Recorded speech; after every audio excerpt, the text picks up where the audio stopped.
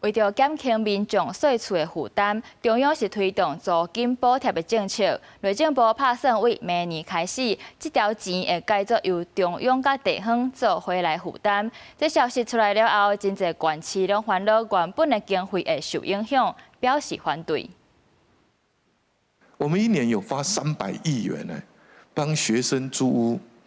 就業租屋。我們都有補貼，家庭租屋我們都有補貼，有幾十萬人有受惠。中央推動300億厝稅補貼政策，並後符合資格，每個月就會當補助2000到8000。照國土署統計，目前全國租金補貼核定的戶數大概有85萬戶，其中台中市19萬，新北市13萬，過來是桃園、高雄攏超過10萬。原本攏是中央支出，不過內政部這樣建議，2027年開始要回歸中央地方做伙分配。租金補貼中央這個政策，其實從2022年開始一直都是中央來全額支應。今天要改變這樣的機制，由地方政府來做部分的負擔，我想許多地方政府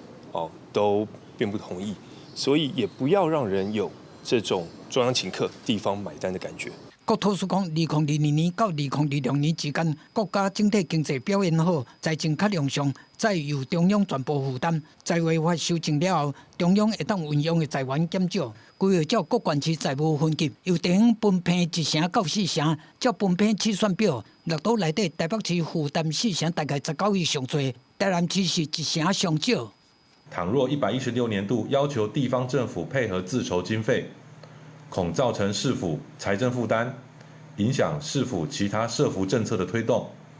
故建議中央考量仍維持全額補助。同市長張善政講，租金補貼是中央的政策，地方是鬥相共發放補助款，即馬向陽叫地方分配，所有縣市攏會跳起來。台南市長黃偉哲嘛認為，租補會執行，希望會當兼顧福利政策甲地方財政的穩定。國土署強調講，租金補貼已經是青年新婚家庭甲弱勢重要的支持措施。尤其目前全國補貼的青年族群大概有48萬戶，佔6成，而且按2025年開始，資格是地方審查回歸分配是為着財政的關鍵，嘛反映地方甲中央做伙合作的重要。記者綜合報道。